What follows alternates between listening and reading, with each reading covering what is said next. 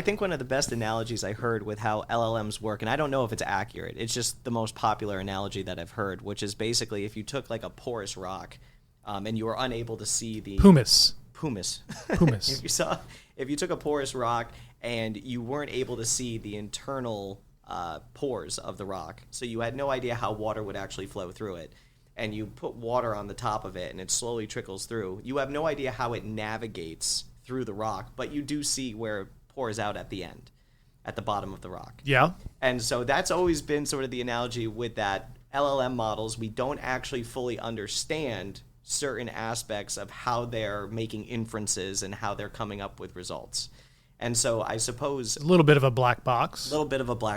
And that's why I'm kind of curious if you're in a system, an LLM system, where certain outcomes are being eliminated because you need to basically censor some information, how does that impact the inferencing and the conclusions that the LLM arrives at on a larger scale? Like if you scale that out, how does that influence things on the fringe? And to your point, that probably has no bearing on things like coding and more baseline work for just making things faster and more efficient from the business sector. I'm just thinking about personal users getting good outcomes. Yeah, I think you're bringing up a really good point. I don't have an answer for you. I mean, we have seen that, though, in the U.S., right? Like some of the earlier LLMs that came out, we don't need to point fingers, That's but true. They had some really, kind of nonsensical results that were obviously somebody's fingerprints on the training process or the, on the forecasting process. So if we've seen that in the U.S., I'm sure they've seen that in other countries, China notwithstanding. I think again, going back and forth, the chat interface, like asking questions, getting responses, that's one way to think about it. I mean, the image generation side, video generation side also could be something where, you have a little bit of censorship that affects the results that you can receive, right? And you'll see gradients of that even on the US-based LLM models, right? Like certain images you're able to generate on some platforms versus others. Some might be, a little more careful to not overstep on, copyrighted imagery or things that might look like exactly like something else that you might have to pay for.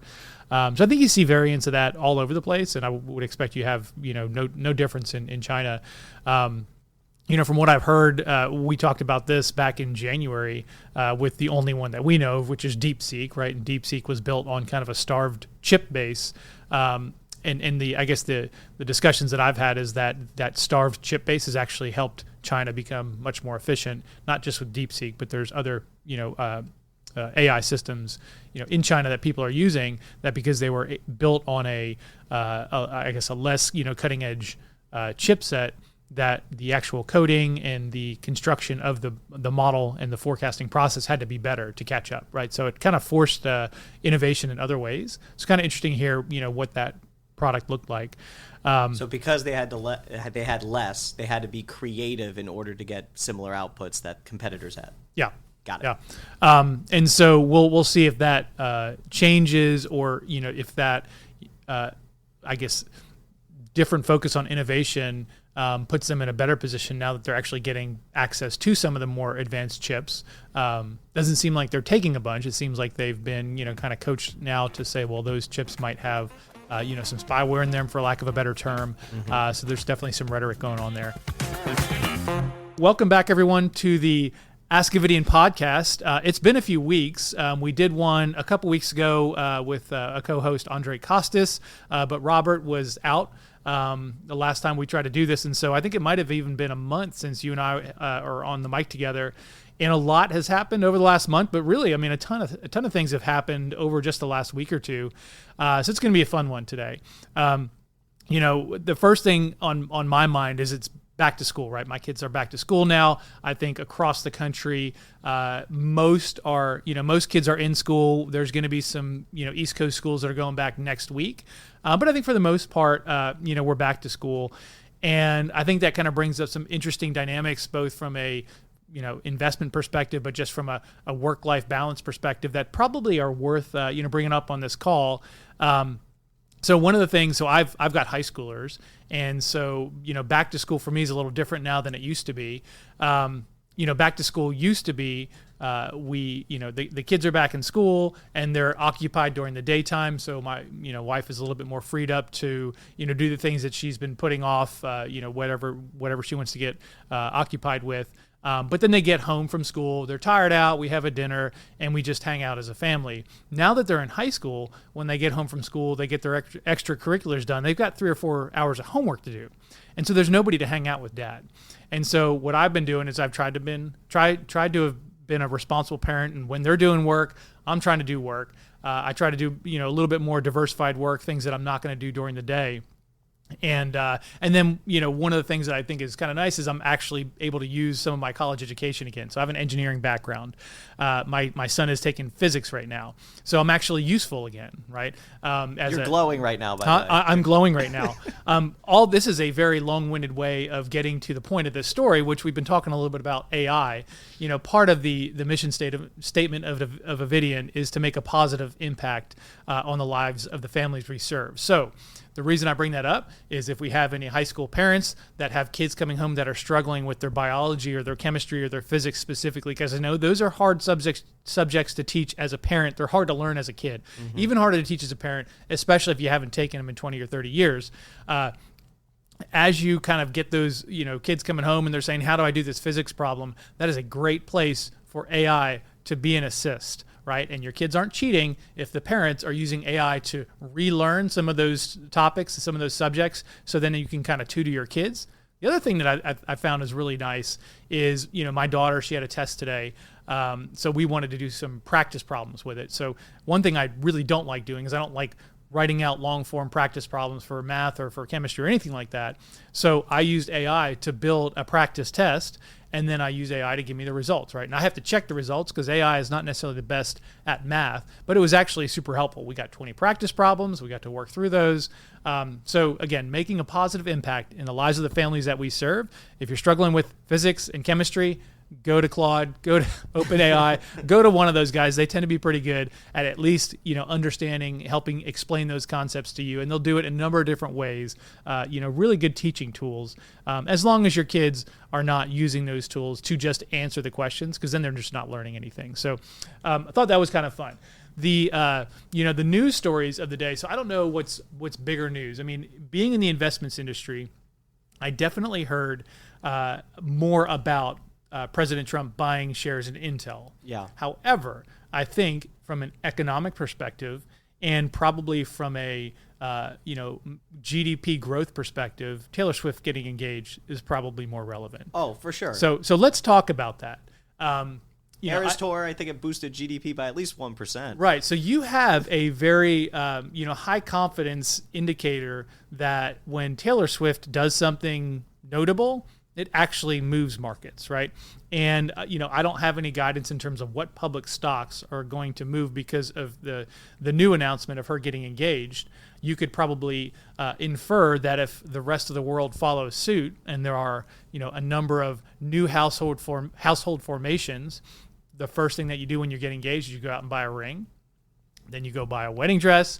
Then you hire a baker to do all kinds of stuff. You get a photographer, right? So all of those, little micro industries are probably going to see a little bit of a lift if we assume that, Taylor Swift is going to keep her influence over her fans. And there's probably a lot of young ladies and young men that have been holding out, not popping the question. And you're blushing. I'm not going to point any fingers here. Not pointing fingers. I'm not pointing fingers. However, I think that the influence there is probably pretty substantial. So you get an initial impulse of consumption of these goods that relate to marriage, right? And then the next impulse that comes out of marriage typically is household formation in terms of moving from an apartment to buying a house. Well, that's kind of interesting because, home sales have been depressed for a number of years, not because maybe partially because people aren't trying to, buy houses, or maybe they're getting married later, right? So there's less demand, but also it's been very costly, right? So it's been easy to kind of kick that decision down the road a little bit. But once you get married, like that pressure is a little bit more intense. And then the next thing obviously is, household formation. You start families, you start having kids. Those are all things that tend to be stimulative to the economy. Obviously, we talk about the baby boomers all the time and how that has been an economic stimulus that has really kind of continued to accelerate, right? So, I mean, the big question is this going to, really spawn the next set of baby boomer generation, right? 80 years from now, are we going to be talking about the Swiftie baby boomer generation? So I don't have any prediction there. I just think it's kind of interesting, but it definitely, when we look at the different stimulative things that are coming out, right?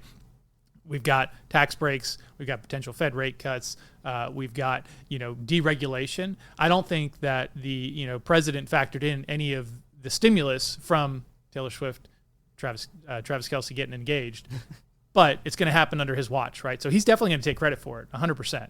Well, I think it's funny that you bring up the engagement and then you focus on the different sectors of the economy that tie into engagements and weddings generally. I was thinking more of, oh God, we're in for another album. We should be buying utilities, some energy sources, some venues. Like maybe that's where the investment should be. That's true, right? Maybe there's like one last mega tour as a couple, right?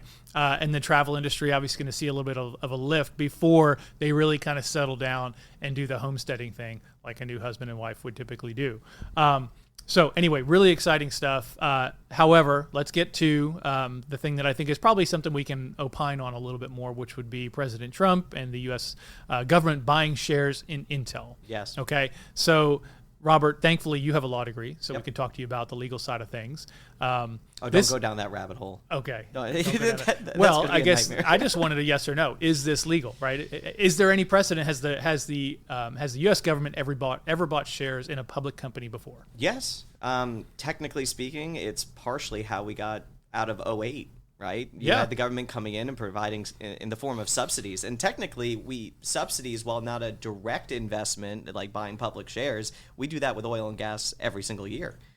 So the government is involved one way or another when it comes to public companies. And when it came to Intel, I didn't really see it as an economic investment. I saw it more as a national security investment. I think that they really want to make sure that we're able to have some kind of chip manufacturing or design all in-house here in America. And I think that's where the focus was personally, but that's just my opinion. So not quite a bailout, right? I mean, Intel has been struggling for a number of years, but they're not going out of business anytime soon, right? No. But, maybe kind of setting a floor for the company, right? And making sure that they continue to have this one core competency that the government thinks that they need to have in the U.S. Well, and most of the reinvestment, particularly with like the CHIP Act, which I think happened under Biden, it's been about manufacturing as opposed to design. If you look at the nuances in design, you're thinking NVIDIA, you're thinking AMD.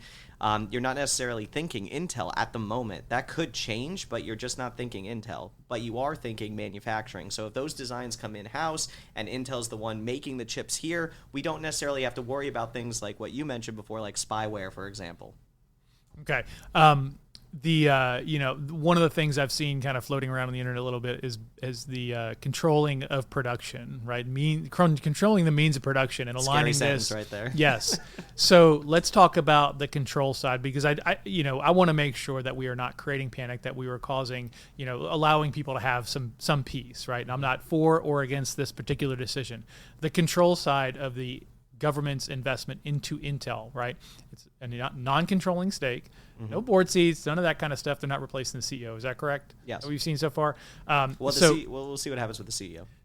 Yeah. Well, it seems like at least for the time being, he has, created a little bit of a friendship with the president. Yes. But obviously there was that scare about his ties to was the Chinese military, right? And selling products I forget what he was selling to the military, but something that wasn't right, didn't sound right. It happened under his watch. Maybe he had something to do with it, maybe not. But, I don't have the information on that.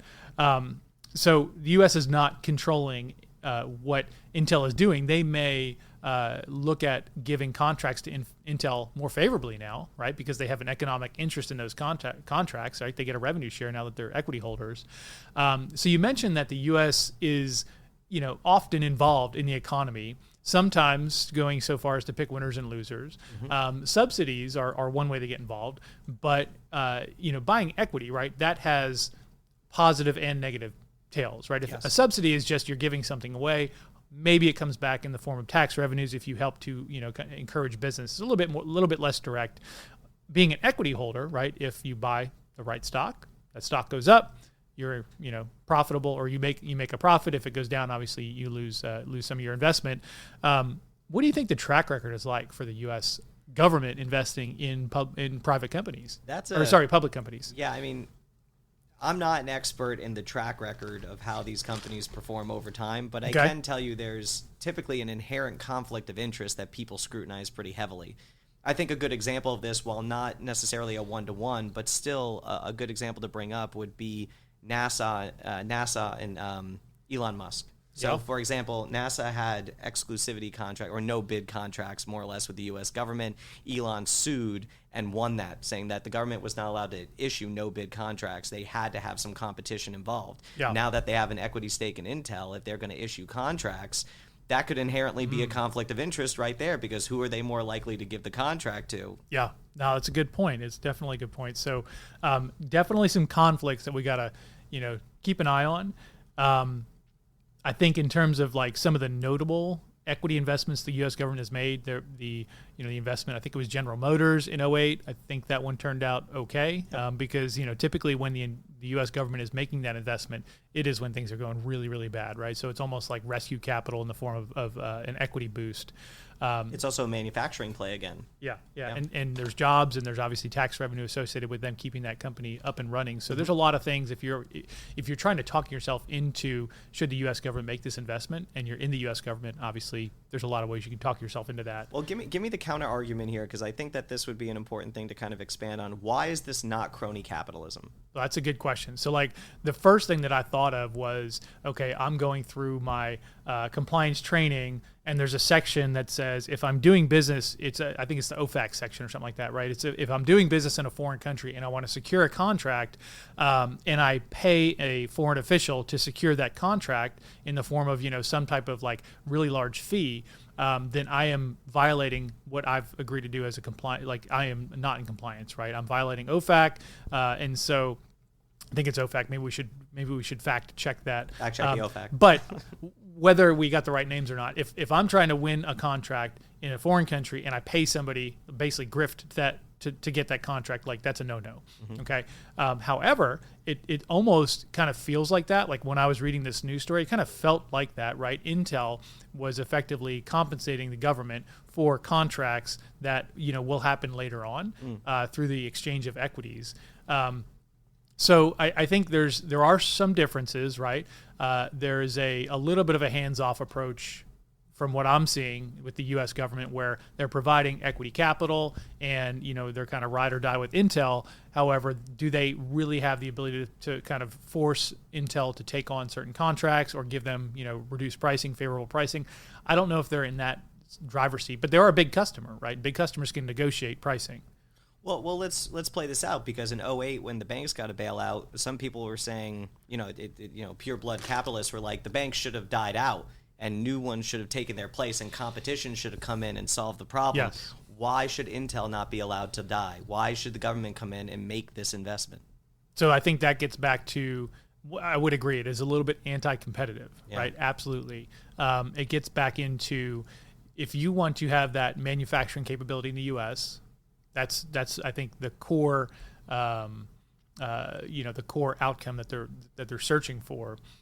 I don't know that there are other public companies that would have taken the capital, right? To take the government's capital, you got to be in a position of weakness, because otherwise you wouldn't want to allow that influence. Lender of last resort. Right, lender of last resort. And again, not to say that Intel's on the last stages of going out of business. That's definitely not the case, but they are struggling, right? Yeah. And so I think that there's a kind of a selection bias there, where like you wouldn't do this if you were NVIDIA, right? NVIDIA is not taking capital from the U.S. government, at least I don't think so. Yeah. But they are providing some revenue share on some exports, right? So, there's a little bit of that going around in most of the players right now. Yeah, and I think to your point, from my perspective, I go back and forth on this, but I think ultimately the protection of jobs, keeping manufacturing domestically for national security reasons, and trying to prop it up does make sense. I understand the logic behind it.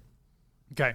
I'm glad that we've gotten eye to eye on that. Yeah, we'll see how it turns out. It's definitely something that's going to probably stay in the news for a while, and then anytime there's a new contract that comes up, somebody's probably going to bring that back to light, right? Did they get this contract? Is it a good use of U.S. taxpayer dollars? We're going to our favorite producer here, and they don't whether they're good or bad at what they're doing, right? We shall find out. Typically, though, the government is not the best at choosing suppliers, right? They tend to choose, fairly inefficient suppliers. So we'll see about that. Let's shift gears because there's been a lot of news around and also kind of opinions around what's going on with the Fed and with the Fed funds rate and with employees that happen to be at the Fed temporarily. It may not be in the Fed, in a few weeks' time. Lisa Cook is the name, right, of the one Fed official that is under intense pressure. I think Trump has called for her to be fired. I don't know if he has the authority to do that. I think that's more of a Congress thing. That was the personal residence situation, right? Was this the Fed official? Yeah. I believe this was the Fed official that basically had multiple residences that she marked as personal residences in order to get favorable tax treatment, but really they were rental properties, essentially. So she was kind of violating tax code, to say the least. Okay, and that's not something that you should do. Anybody should do, but especially if you work for the government, you probably should not be doing that. I didn't know that part about the personal residence situation, but I think with the shiny thing that keeps attention, right, would be that news story and whether that person's going to be working at the Fed long term or if they're going to be removed pretty quickly. I think really what is probably more relevant for our clients and for markets is what's going on with Fed funds rate and has that changed since the last time we spoke. So right now it's, markets are pricing in almost a certainty of a 25 basis point cut in September. They're 90 some odd percent, right? 90. Yes. Yeah. Well, I haven't checked today, but most days when I look, it is in the 90s, 85 to 90%. It kind of fluctuates, but I think anything above 50, 60, 70% is pretty high level of confidence that something's going to happen, and it won't be 100% until the day after, right, when they actually do cut rates. And so, well, could I pick your brain on that for a second? Just sure. Because, I've always viewed interest rates, and we might have talked about this before, interest rate cuts are kind of like bullets in a gun. You don't really want to pull the trigger unless you have to. And we're still in a 90-day deferment period with tariffs on China. And PCE this morning came up slightly elevated. PCE, you said, came in a little bit elevated, a little warmer, but not through the roof, right? And in line with expectation. Yes. However, as you said, the markets are pricing in a very high probability that we're going to get a rate cut in September. And then also, I think what's kind of been bubbling up is the markets are pricing in several rate cuts, not just September, right? That's the first of probably 4 or 5 that you're seeing a pretty meaningful probability that within a year's time we're going to be 100 basis points or somewhere around that lower than we're at today. So we're at, what we say, 4.5, 4.25. So that means 3.25 to 3.5 is kind of the range that the market is pricing that we'll get to pretty quickly, and that's about where the kind of, I think the 1 and 2 year curve is right around there, right? So that would be where the markets are saying we're going to get to. And part of this calculation that you think that the market's pricing in, do you believe it accounts for not just the price cuts, but that these price cuts will directly address price increases coming from tariffs? You're saying price cuts, but we're talking about rate cuts. Well, rate cuts, I'm sorry. Okay, yes. Rate cuts, I'm sorry. Are the rate cuts going to help support the increased prices that we're likely to see in the near term when tariffs start taking effect? Because I don't believe the data has really shown what these elevated prices are actually doing to consumers yet. Yeah, I don't think it's really settled. I think the first question is should we be cutting rates, and are we taking where we're at today, which one could argue today we're at modestly restrictive policy, depending on how you look at it, with an inflation rate of sub 4%. It's been coming in at 3%, and rates are north of 4%. You could say, okay, that's modestly restrictive. Because you're still getting a positive real return for just holding cash. So the disincentive to spend is still there, but it's not huge. So the question is should you be cutting rates? Do we need to stimulate the economy, or is this an act of just moving from modestly restrictive to neutral? I think you would probably I think the Fed would argue that we would be moving from modestly restrictive to neutral, right? So we are, I think with the rate cuts that are priced in, those are not, taking the monetary policy today, rate policy from where it's at to something that's really kind of, stepping on the gas, and you still have more bullets in the gun, right? If you're at 3 or 3.25, you obviously still have, 3.25% that you could cut if there was economic challenges that needed to be addressed. Right. So the should they be cutting really kind of depends, I think, on your view of, are we restrictive now or are we neutral now? I would say that we're restrictive, and then so you're moving to neutral at a time where growth is softening, but you've got the dual mandate, right? So employment is softening. Yep. We have not received any data, or I don't think we've received data around government layoffs, so that's probably going to soften employment even more. Yeah. We are, right now not really observing meaningful layoffs due to AI enhancements. Yep. But I think hiring has slowed in some industries, pockets of industries, because of AI and the productivity of AI. And to that point, there actually are pockets right now where people are struggling to get jobs. Yeah. So there are definitely pockets of weakness in terms of employment in the economy, right? Yes. So on the employment side, I would say, if you had to make a case that you may need a little bit more of juice in the economy to get things going, you could probably make that case. The consumer, right, their spending patterns, that's not part of the Fed's mandate, but consumer spending is, softening. Consumer delinquents are rising in some pockets, right? So that's something that would say, if you're looking at the data, there are reasons to think that, things are getting a little bit worse rather than getting better. But on the inflation side, I think you bring up a good point, right? We are still seeing warmer than 2% inflation. Yes. And we saw the same thing with consumer inflation, which came out just a couple weeks ago. We're still not at 2%, which, that is the stated Fed target still. They haven't changed their target. The language has been really interesting. And we actually talked about this, I think, back in January, maybe February of this year. And we kind of postulated, okay, well, maybe it was actually during Liberation Day, when there was, a significant concern that we weren't going to just have a modest uptick in inflation, that tariffs were going to cause, a doubling or tripling of inflation rates, right? There was a lot of concern in the market. That's what media was saying. Yeah. And I think that rhetoric has, and the narrative has cooled a little bit. But I think we have not really seen the effect of tariffs work its way all the way through the economy, right? So that is definitely clear.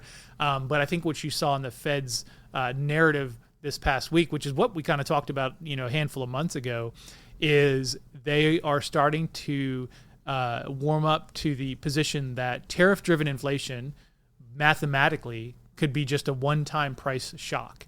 And if you take that stance, and you wouldn't call it transitory, but without calling it transitory, you're saying mathematically it is transitory, right? It's going to be a one-time impulse that will then go away in a year's time.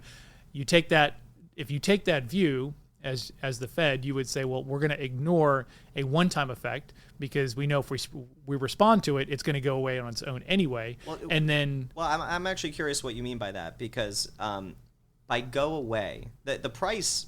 The prices increase. Yeah, the prices increase, and that's going to stay there for as long as the tariffs are there. Is right. the idea but that inflation, it just becomes normalized? Well, the way inflation works, right, is like if we're paying $3 a gallon for gas today, and the price goes to $4 a gallon tomorrow, right? We've got 30% inflation. Yep. Okay. If we continue to pay $4 a gallon for the next year, we've got zero inflation. But prices are still inflated, right? Right. But you're assuming that it stabilizes and prices stay there. Yes. So I think cutting rates does have some potential inflationary components to it.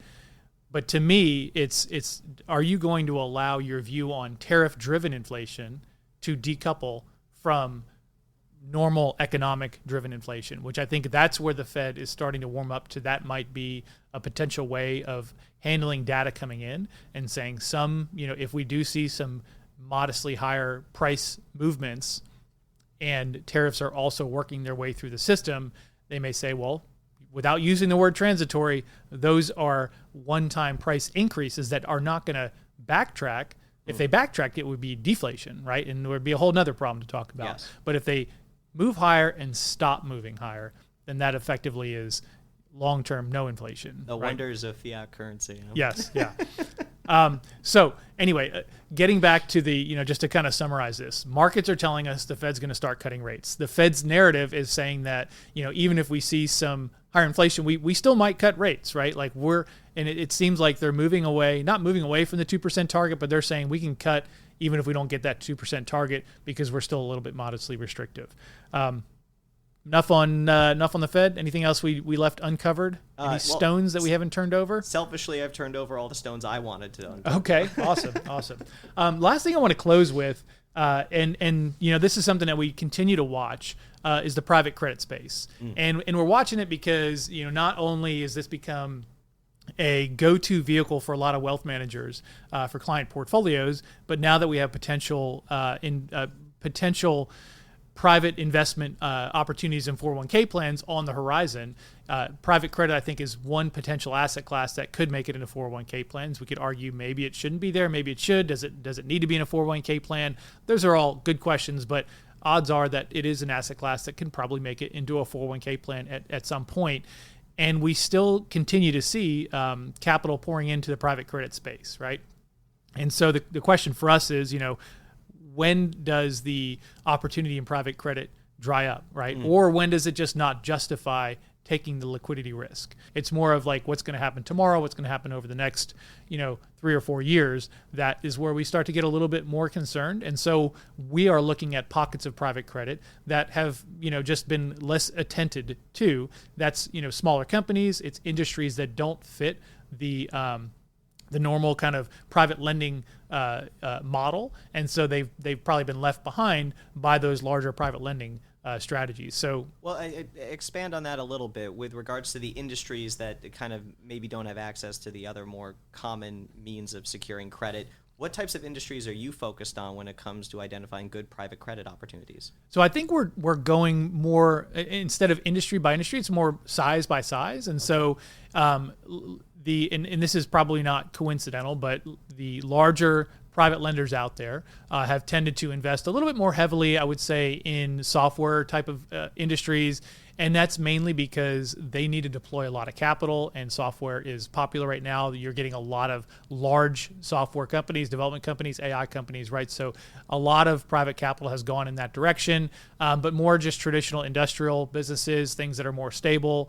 Number one, are not as big because the market caps have not grown. They haven't had the revenue and earnings and EBITDA growth. And so a lot of times, just because of the size of those companies, they're bypassed by some of those larger private lenders because they're just too small, right? And so we've been looking at some smaller private lenders that are lending to companies with, just kind of overall smaller market caps, smaller EBITDAs.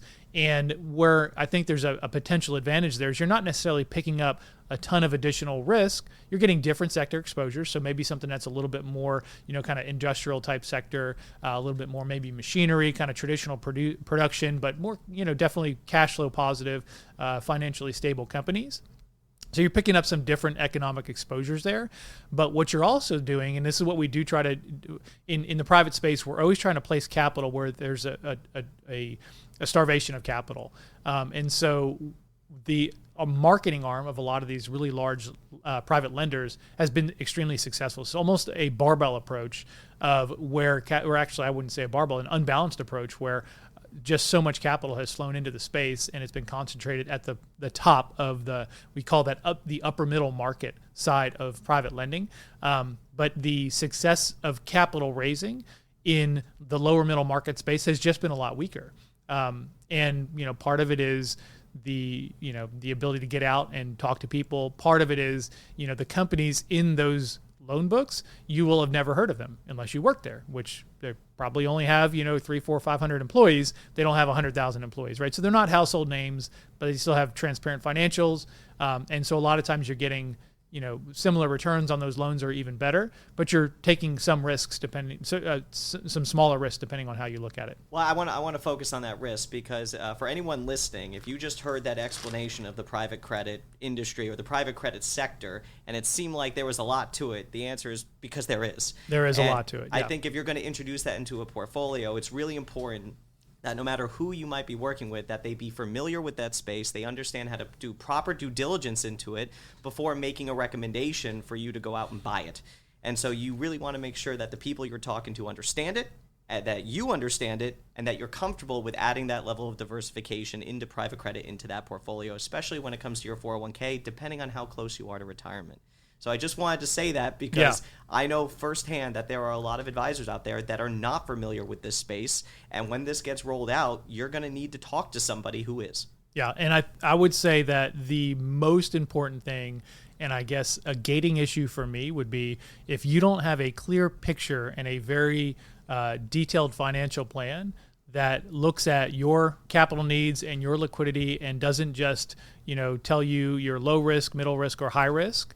If you don't have that foresight and transparency into your own financial situation, then you should probably not be participating in the private market space. You're speaking my language. Get that part done, and then look at what options it opens up for you, right? Because once you understand your cash flow patterns and you start looking at your own portfolio as an institution, right? You are your own little institution with your own cash flow needs and liabilities, then the opportunities from an investment perspective continue to open up and broaden out. That's right. Well, Robert, this is it's been a lot of fun. A lot of stuff going on. We'll probably be back in a couple weeks to talk about whatever else goes on in the next couple weeks. Maybe we'll wait till the next Fed rate cut, but I don't think we're going to have to wait too long for that. So if you guys want to keep the discussion going a little bit further, again, this is the Ask Avidian podcast, but come check us out at avidianwealth.com.